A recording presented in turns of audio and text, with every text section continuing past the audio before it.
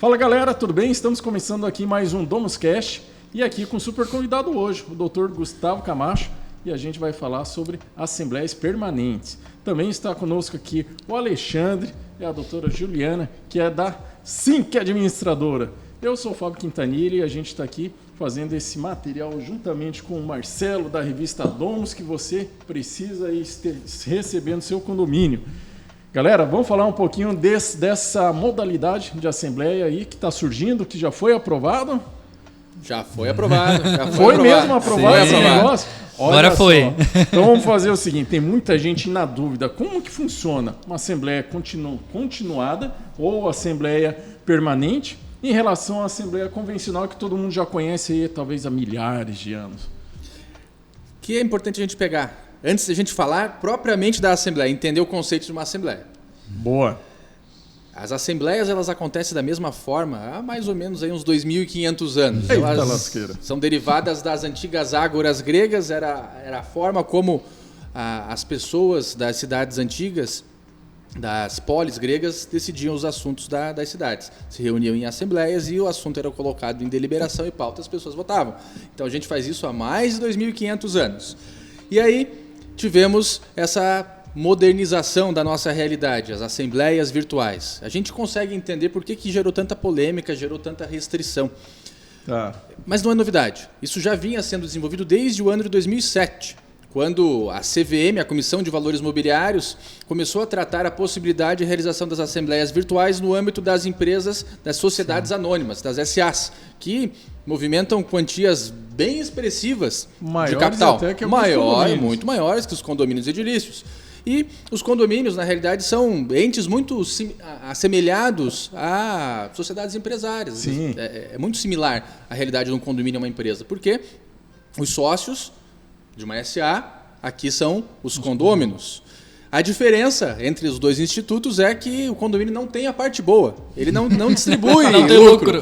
Ele só distribui despesa. E a despesa é rateada entre as frações ideais ou entre as unidades autônomas, de acordo com a convenção. Mas são entes muito similares, muito parecidos. E imaginemos, lá numa sociedade anônima, se poderia fazer as assembleias virtuais autorizados já pela CVM e aí os condomínios não poderiam, sendo institutos muito similares. A gente começou a ter esse mote crescendo já dentro do mercado condominial, mas isso acabou não prosperando.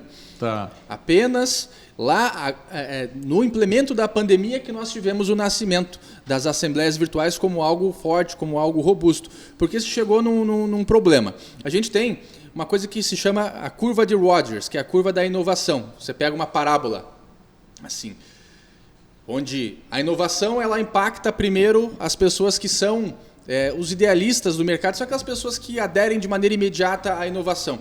E a grande fatia do mercado, que é mais de 66% das pessoas, da população, elas têm uma certa resistência. E no final tem as pessoas que são resistentes mesmo, só aderem quando não tem mais jeito.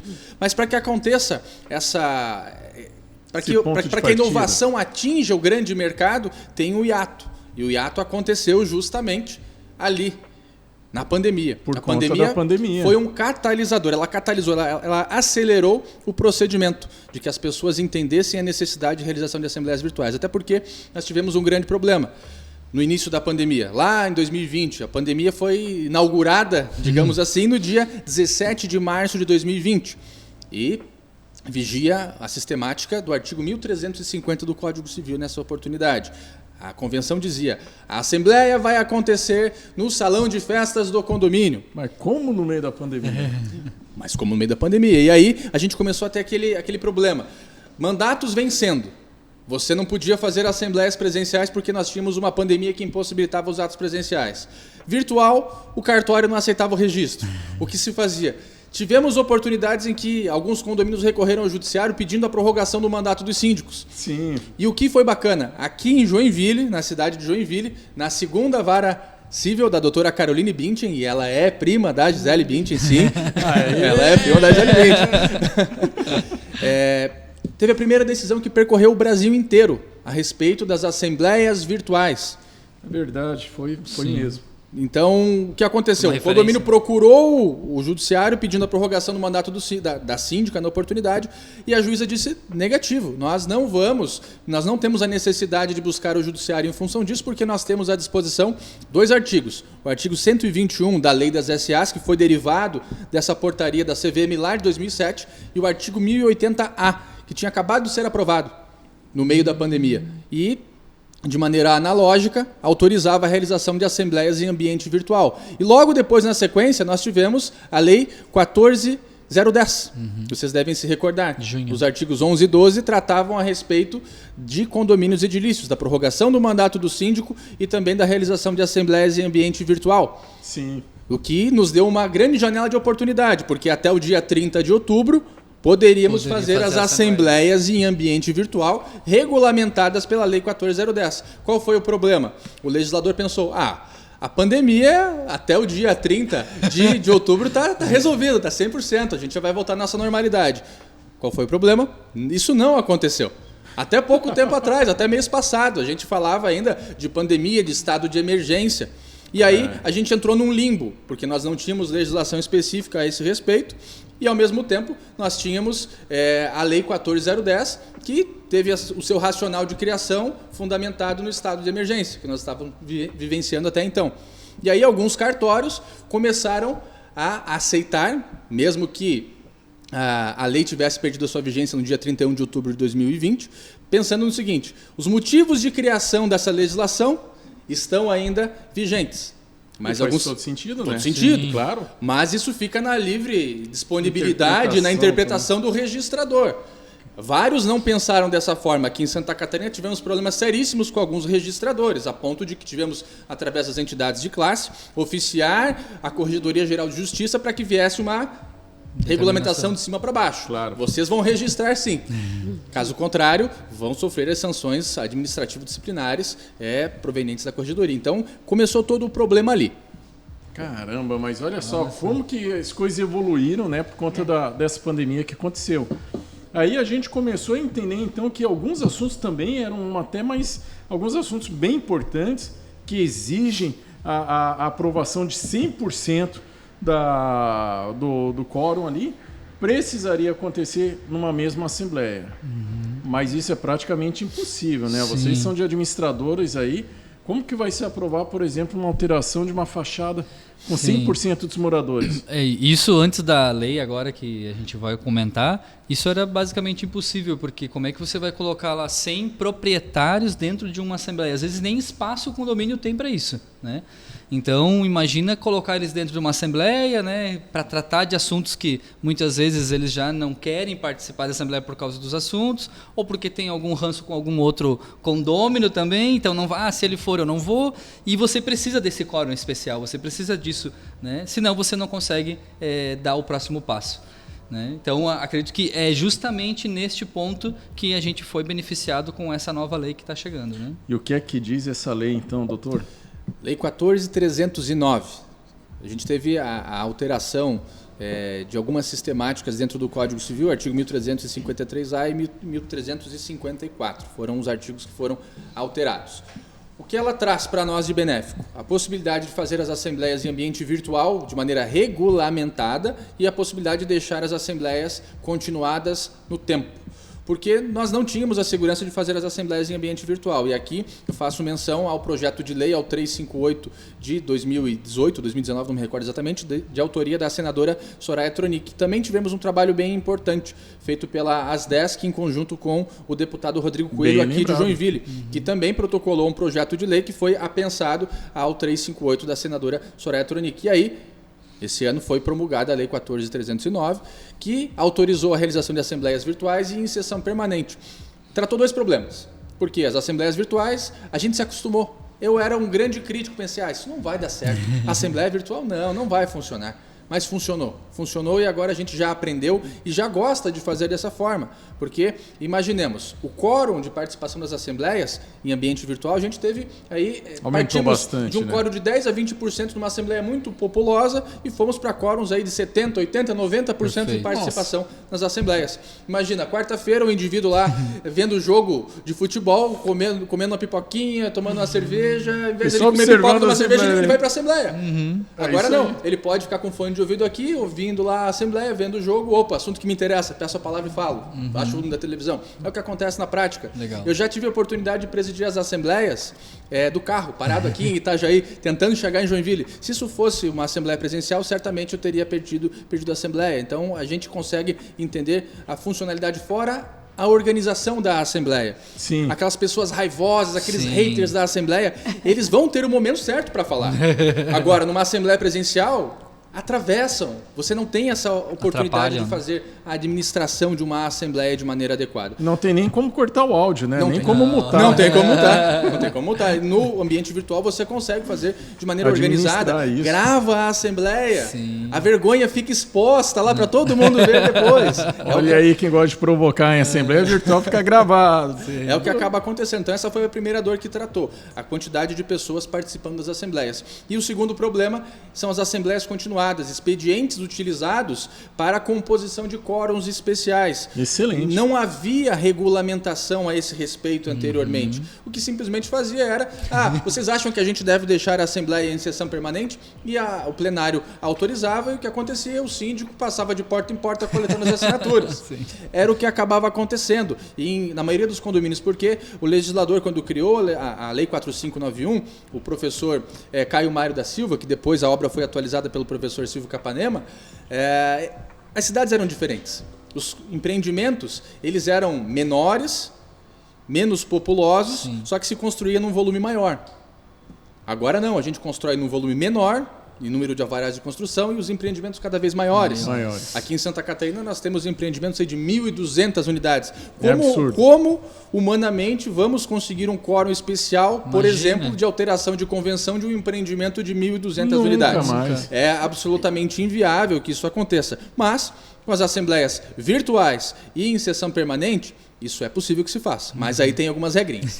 Olha que bacana. E olha, eu já fiz algumas assembleias virtuais, inclusive aqui com esse time maravilhoso aqui da SINC. Mas assim, o que a gente pode levar para esse tipo de assembleia continuada? Acho que são duas coisas que a gente tem que pensar, né? A parte judiciária meio que foi resolvida, né? Com algumas regras, mas foi resolvida. Deu um pouco mais de segurança, né? Um pouco mais de segurança.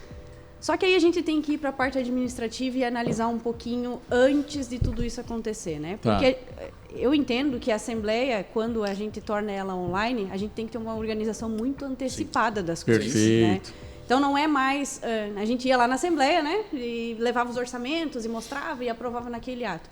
E aí a Assembleia Online mostrou para a gente que não, que a gente precisa dessa organização antes. E, na verdade, a gente já precisava dessa organização antes. Nas presenciais também, porque se a gente tivesse feito essa organização há muito tempo, isso já poderia ter acontecido de forma como vem sendo hoje, né? Então, a organização da Assembleia para atingir quórum, para a gente aprovar uma pauta, para a gente organizar de forma... Nós estávamos conversando aqui antes. Tem um assunto de uma ordinária, tem um assunto de quórum especial, não faça na mesma Assembleia, separe, né? Administrativamente você tem que analisar. Dica importante, hein? Dica importante aí. Vamos lá, então. A galera está acostumada ao seguinte, vai fazer assembleia com 5 assuntos para serem... 15 pautas, assembleia de 7 horas. Então, beleza. Só para ler as pautas. Mas então, aí a gente está falando que uma assembleia como essa, que vai ser deliberado assunto importante, é importante também, ao mesmo tempo, você tratar aquele assunto com exclusividade. Claro. Nem que você tem que marcar uma assembleia num dia para tratar os diferentes assuntos do condomínio, no dia seguinte só para tratar sobre aquilo. Pode ser até no mesmo dia. No mesmo dia. Com editais diferentes. É isso daí. Mas tem que ter organização. Sem essa organização antecipada, e eu vou dizer assim, mínimo 20 dias de antecedência na organização para uma assembleia ser online ou permanente, né? Então você tem que comunicar a cada tempo, você tem que informar qual vai ser a pauta, qual é o objetivo, por que a gente está querendo aprovar isso, qual é a situação do condomínio, para que depois essas pessoas venham para a assembleia definitivamente para voto. né? A deliberação. A assembleia acontece efetivamente antes do ato assemblear. Exato. Ninguém vai ter o convencimento formado lá durante a assembleia. Exato. É nos bastidores. Os bastidores, é isso aí. E é algo bem importante mesmo, quando você tem alguns assuntos diferentes na mesma assembleia, você não construir aquilo lá antecipadamente, né? Você não estar inteirado, interagindo com os moradores e levar isso para uma assembleia que vai passar das 7 horas com certeza. Sim. Agora, também, por outro lado, a gente está vendo aqui uma facilidade, né? Assuntos que jamais poderiam ser pensados em ser resolvidos, agora existe uma chance aí, uma esperança. Como que o síndico ele deve tratar isso, então? Ele deve iniciar a assembleia, naquela mesma assembleia, ele vai finalizar, ele pode continuar aquilo nos próximos dias. Como que funciona a parte operacional disso? A gente consegue mesclar os dois institutos, da assembleia online e da assembleia em sessão permanente ou assembleia continuada. Mas as duas coisas não se comunicam de maneira imediata. Tá. Eu posso tratar a assembleia virtual de uma forma e a assembleia continuada de outra. A assembleia virtual eu posso fazer assembleia presencial, eu posso fazer uma assembleia híbrida ou uma assembleia 100% virtual, síncrona ou assíncrona. Que é aquela que acontece em tempo real, com uma live que as pessoas se comunicam de maneira imediata, ou aquela que as pessoas não se comunicam de maneira imediata, é um chat, bate-papo da UOL. Então existe essa possibilidade. Sim. Já participei de todos os tipos de assembleia nesse Lembrando sentido. que tem que ter o chat, né, doutor Tem que Gustavo? ter, tem que Ou ter. o chat ou o vídeo, porque Isso tem mesmo. que dar direito da voto. Olha, informação. manifestação. Eu participei de uma dessa de chat aí, eu vou te falar, eu não gostei não. Não pode falar. Não pode Não falar, pode né? ver, não pode falar, que isso, me lembrei do chat da UOL. Bate-papo da UOL. Então, assim, basicamente, quero fazer uma assembleia virtual, quero fazer uma assembleia híbrida, preciso colocar lá no edital de convocação que vai ser uma assembleia virtual ou vai ser uma assembleia 100% online. Se vai ser assíncrona ou se vai ser de maneira síncrona, que a live vai acontecer em tempo real ou não. A forma de colheita dos votos também deve ser informada ali. Qual é a plataforma na qual a live vai se desenvolver com, inclusive, se possível, o link de acesso e o manual de instruções de como fazer o acesso a essa live. E fundamental, colocar ali sim a forma como o voto vai ser coletado. Vai ser através de um aplicativo para fazer a coleta dos votos? Vai ser em tempo real? Vou abrir minha câmera, vou dizer meu nome, meu apartamento, meu bloco e minha indicação de voto? Tudo isso tem que estar lá no edital de convocação. Bacana. Não pode ser uma surpresa durante a assembleia. Agora eu acho que a gente vai votar no chat. Peraí. Pode ser, mas desde que o edital de convocação ele faça essa menção e fundamental, como a Giliane comentou. Tem que possibilitar que o condômino se manifeste durante a assembleia, seja na via escrita ou na via verbal mesmo. Perfeito, perfeito. Mas aí a gente está falando então que primeiro a assembleia online ou híbrida que seja, ela conseguiu aumentar bastante, né, a participação de moradores. Só que isso não quer dizer, que nem a Giliane estava falando, que ela é mais fácil. Para quem organiza, isso daí se torna até um pouquinho, talvez, mais complexo. Facilidade vem para o morador. Ele pode estar lá, né? Comodidade. Pô, o cara está lá na Europa, tá passeio, ele quer participar da assembleia que vai decidir acerca do apartamento dele de 2 milhões ali na praia. Ele vai lá. No horário do edital e chega e participa. Agora, no outro também momento que a gente consegue aprovar alguns assuntos um pouco mais tensos aí, nessa assembleia continuada, também ajuda isso em relação à gestão do síndico, né? Aquele síndico que ele quer realmente fazer algo diferenciado na gestão dele, agora ele pode realmente encarar o desafio, porque existe aí um prazo. Qual que é esse prazo? A segunda dor que foi tratada dos condomínios e do síndico, principalmente, foi essa. A possibilidade de fazer as assembleias em sessão permanente, as assembleias continuadas. Porque nós temos algumas regras de promoção dessa assembleia continuada. Ela só serve para a composição de quórum especial. Então, se eu quero chegar lá com uma pauta que aprova com maioria simples, uma benfeitoria necessária, por exemplo... Senão seria fácil ser eleito, né? Não conseguiu o quórum especial. Ou seja, só vale Olha para a estratégia brasileira.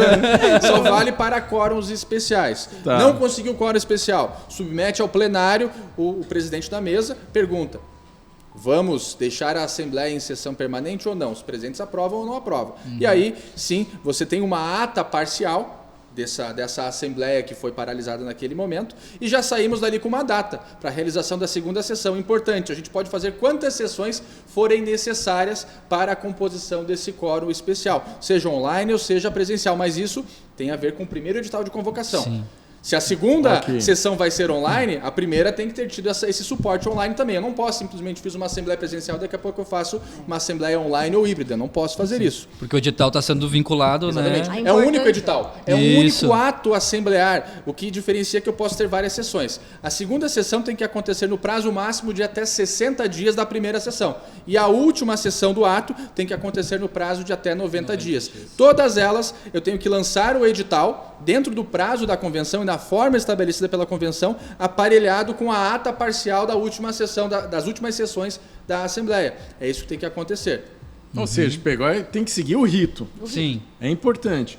Agora, lógico que aí o condomínio, o síndico, ele precisa ter uma boa assessoria, né? De uma boa administradora, de uma assessoria jurídica, para que ele possa fazer o trâmite sem correr risco de ter isso anulado.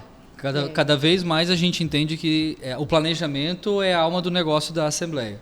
Porque antes com as virtuais a gente já tinha esses procedimentos. Agora com as permanentes, ainda mais. A gente tem toda uma preparação, né, de todo o material que vai ser disponibilizado aos moradores para o entendimento deles, porque é algo novo, então é algo que está chegando, é algo que a gente ainda está adequando, né?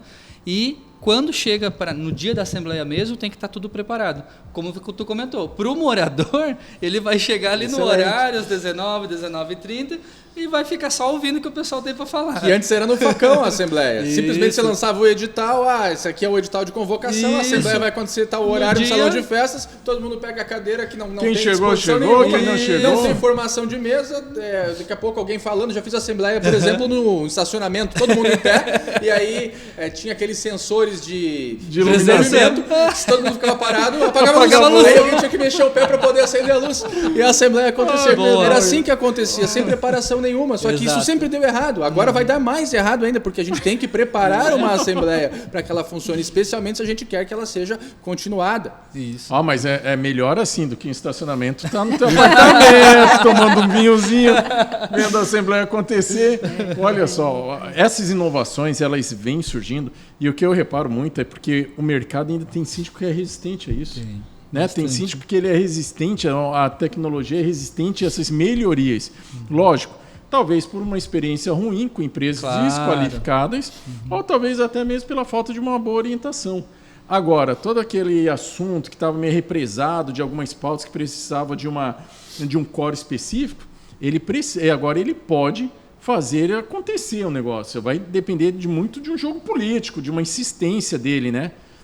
Isso. Convencer adequadamente. A gente já entendia no passado que essa assessoria administrativa e jurídica já deveria existir para os condomínios, né? Agora muito mais ainda, e além, né? A assessoria administrativa não deve ser a jurídica, é uma separada da outra. Boa. Isso já vem de uma pegada assim, de vários estados que vêm seguindo isso. Trabalhamos em vários lugares, sabemos que existem cidades que aceitam, existem cidades que não aceitam muito ainda. Acham que a administradora tem que fazer o papel de jurídico e não é dessa forma que deve acontecer.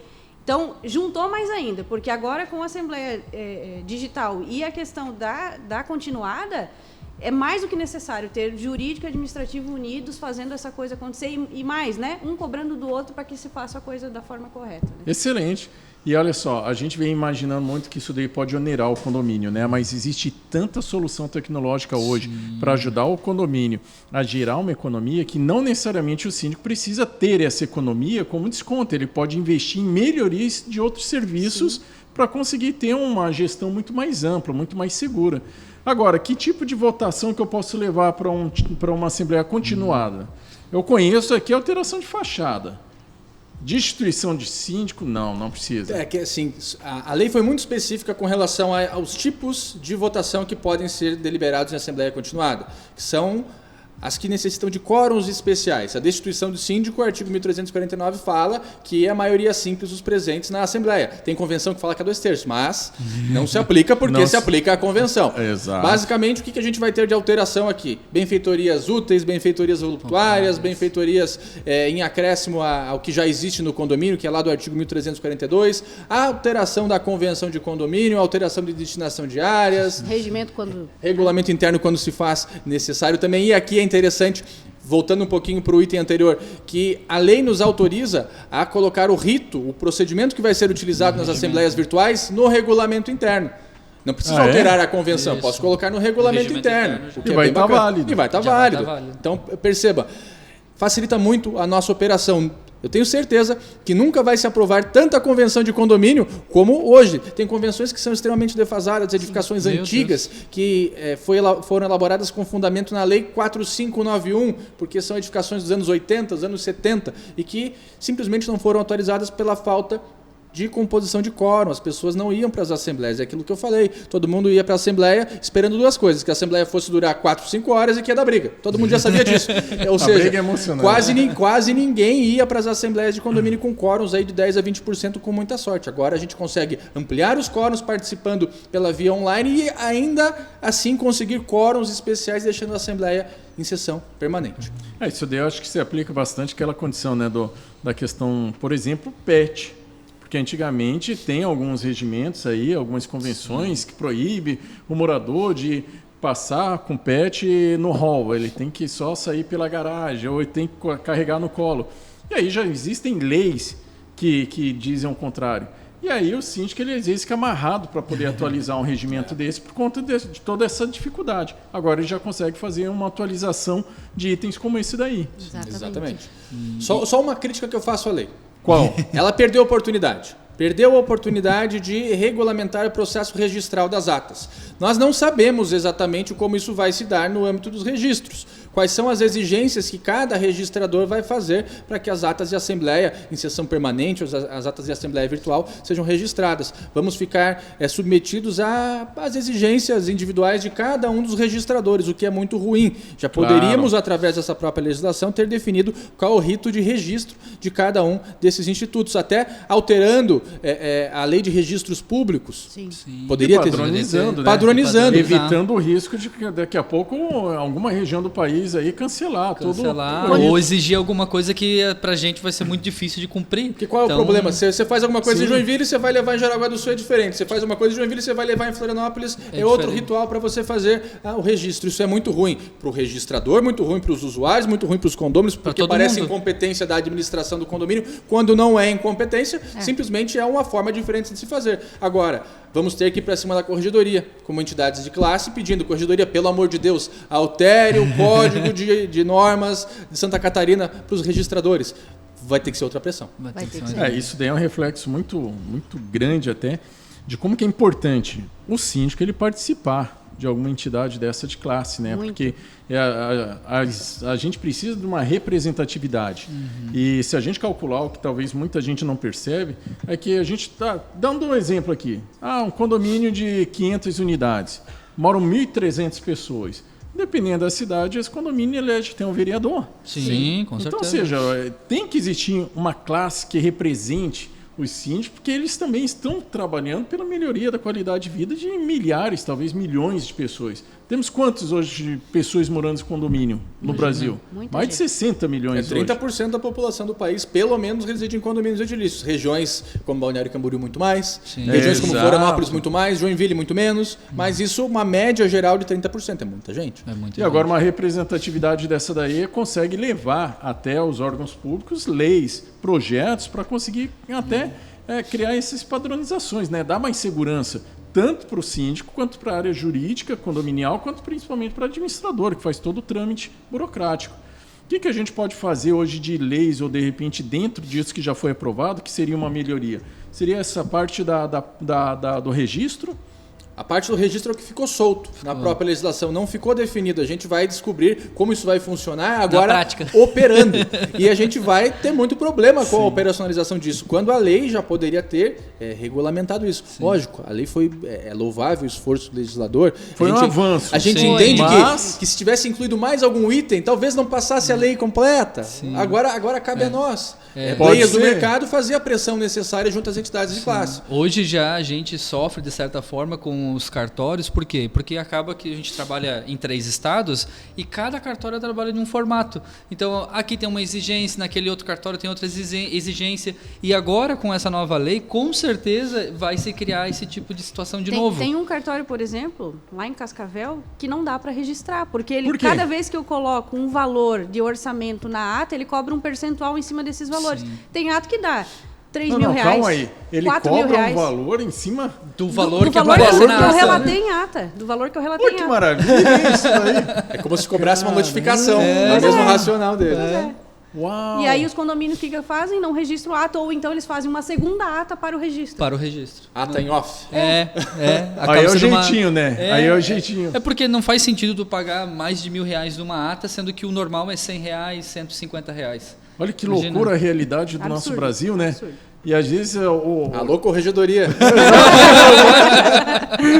vão ter que começar a fazer uma campanha agora para mandar uns e-mails para lá, começar a marcar os caras. Olha, mas difícil. é muito interessante, porque já foi um passo, já foi um avanço, né, daquilo que a gente tinha. E aí são algumas heranças da pandemia que vieram para o bem, digamos assim, que principalmente coisas que ia demorar talvez 5, 7 anos e que em 2 anos agora tiveram que ser antecipadas. A Assembleia Virtual, essa Assembleia continuada, ou a permanente, né, melhor dizendo, tem algum novo projeto, tem algo que pode ser melhorado ainda, que a gente vê como dificuldade hoje no nosso dia a dia? A gente tem várias situações acontecendo. Na verdade, esse projeto de lei que foi aprovado, a senadora Soraya Tronic, ele visava também a limitação de procurações. Porque ele teve um dos motes dele, foi o fato de que um síndico lá no Nordeste chegou e 500 procurações na mesa para ser eleito. Truco.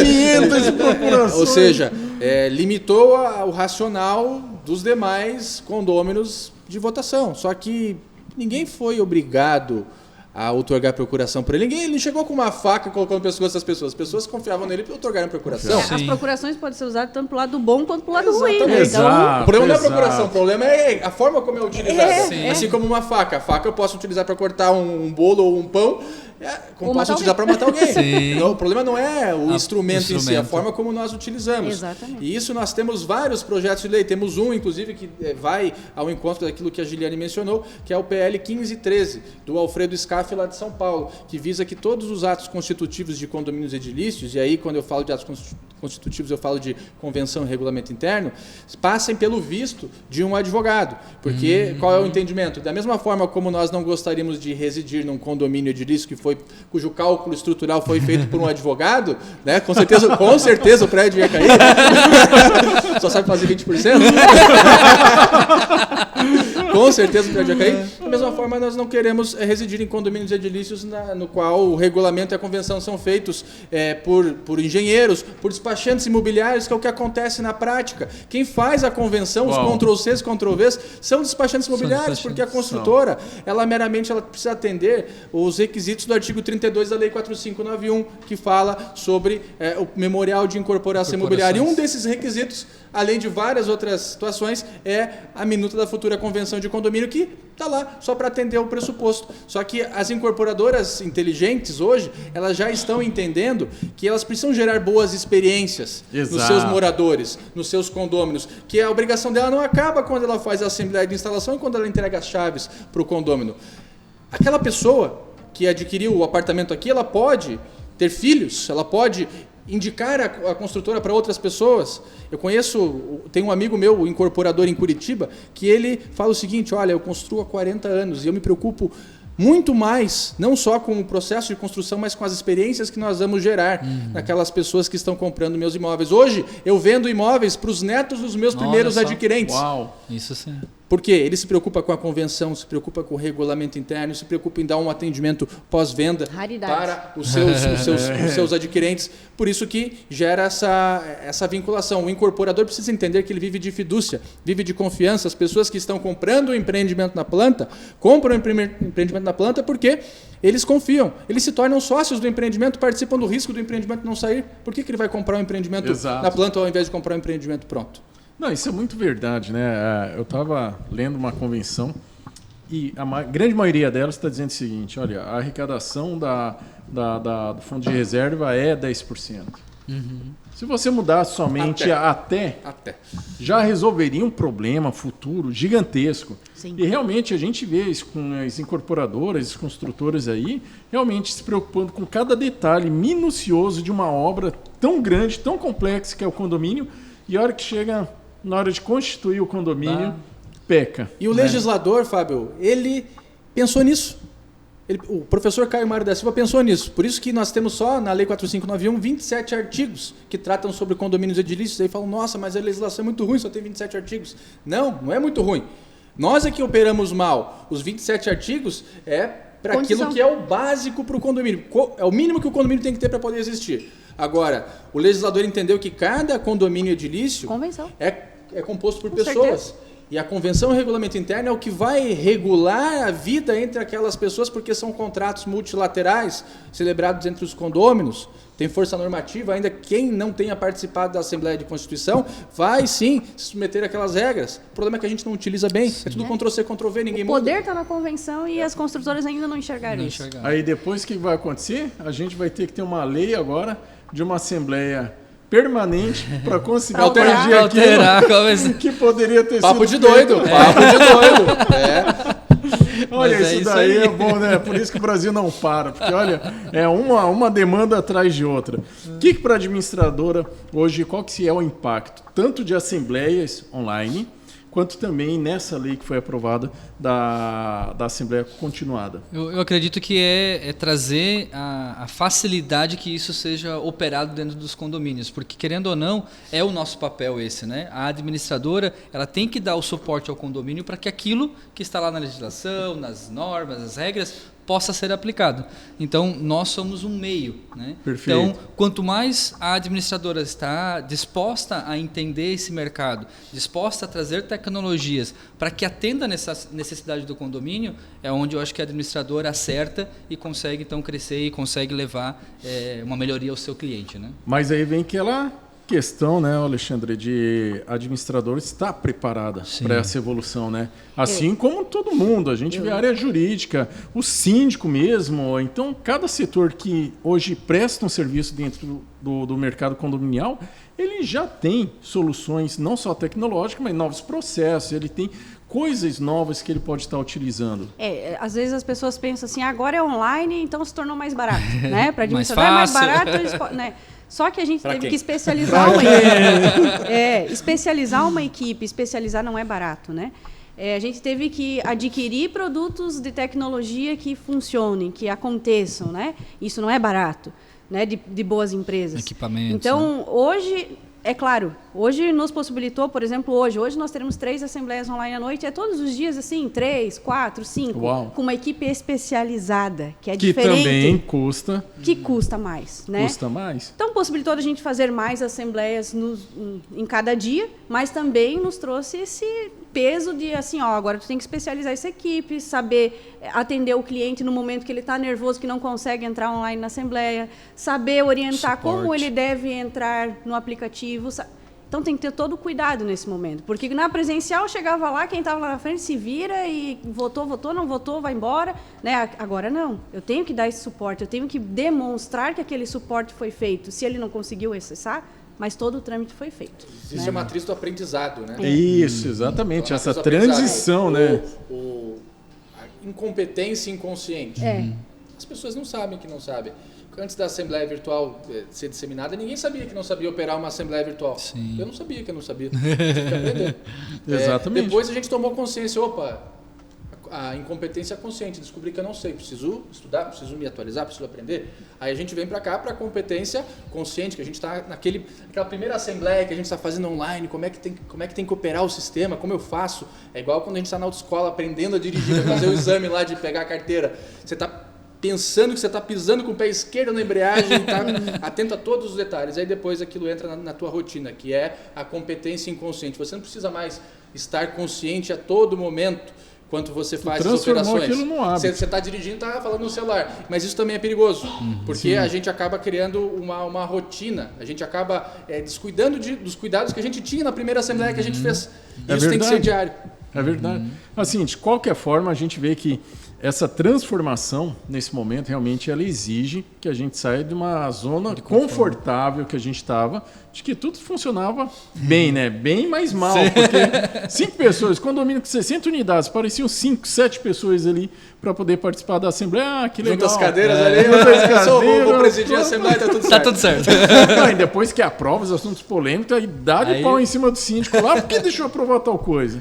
Mas estou vendo que assim, essas melhorias vieram realmente assim para ajudar a evoluir ainda mais o mercado condominial, né? A gente está chegando ao final de mais um podcast aqui do DomusCast, e aí eu peço para que vocês realmente deixem suas considerações finais e o que vocês veem daqui para o futuro dentro desse mercado. Por favor, primeiras damas. Não, eu entendo que a gente deve usar isso, então, ao nosso favor. E o síndico compreender, né, colocar na cabeça que esse suporte jurídico, administrativo, de todas essas questões devem ser adquiridas no condomínio, sim, mesmo que o condomínio seja pequenininho, mesmo que a gente tenha poucas pessoas, né? Então, a gente pega N fatos acontecidos aí no mercado que as pessoas fizeram totalmente de forma errada e aí a gente tem que fazer um consertar e esse consertar custa muito mais caro. Então, desde o princípio, se as construtoras, se o primeiro síndico, se eles já virem com essa ideia de que o condomínio sim precisa de um jurídico qualificado, esse condomínio sim precisa de uma administradora qualificada, pode ter certeza que 50% dos problemas para frente desse condomínio não vão existir. Então, excelente. Bem lembrado mesmo. Até porque assim, é difícil, que nem a gente falou agora, esse processo de mudança até gerar o hábito que o Dr. Gustavo estava comentando. Mas é necessário. Quem chegar primeiro, com certeza, consegue aproveitar melhor essa onda. Com certeza. Dr. Gustavo. O mercado era muito amador. Ainda é muito amador. Ele ainda é muito amador. Tem algumas regiões que ele já é um mercado mais maduro, mas nasceu do amadorismo e que a gente vá profissionalizando não pelo racional equivocado, que é o que infelizmente vem acontecendo. Os síndicos vêm se tornando profissionais não porque querem prestar necessariamente um melhor serviço. As pessoas elas vêm delegando as suas responsabilidades para os síndicos porque elas não querem se responsabilizar, não porque elas querem um serviço melhor.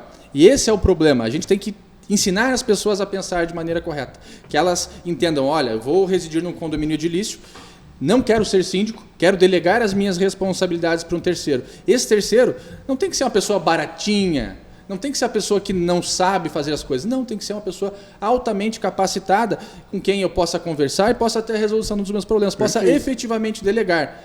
Não porque eu não quero fazer, mas porque eu tenho a minha vida preenchida com a minha rotina pessoal, com os meus negócios particulares, com a minha vida profissional, e eu quero ter performance também dentro do meu condomínio. Excelente. É o que a gente precisa ter, é a semente que a gente tem que plantar no mercado, para que os síndicos eles se capacitem, sejam moradores, sejam síndicos não moradores, e que as pessoas entendam que elas têm que delegar para gente capacitada por qualidade de serviço, porque vai melhorar o seu dia a dia dentro daquela edificação, com os seus vizinhos, com os seus condôminos, e vai melhorar também, logicamente, o ponto de vista patrimonial. Perfeito. Alexandre?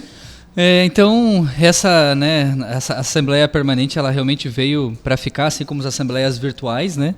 E a gente tem esse papel, né? E um papel de levar esse conhecimento, porque, infelizmente, por mais que ela está sendo publicada nas redes sociais, tem muita gente ainda que não sabe que existe isso, e é o nosso papel que estamos, né, à frente desse mercado, é levar esse conhecimento realmente para dentro dos condomínios, para os condôminos, para os síndicos. Então, é esse papel que a gente tem que lutar e levar. Depende de cada né, para realmente se especializar, que é aquilo que a gente sempre bate na tecla, né?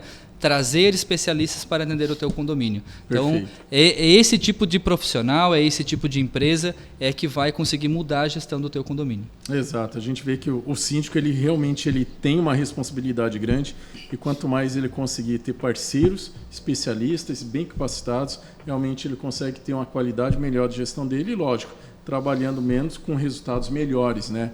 Bom, agradecimento especial ao Dr. Gustavo Camacho aí, que veio com as conteúdos aí para nossa DomusCast de hoje, Giliane, e junto com o Alexandre da administradora Sync. Obrigado aí para vocês. Obrigado. Vocês que acompanham nosso material aí, o conteúdo, não esqueça depois de deixar lá um comentário, dar uma curtida e acompanhar o próximo episódio. Um abraço.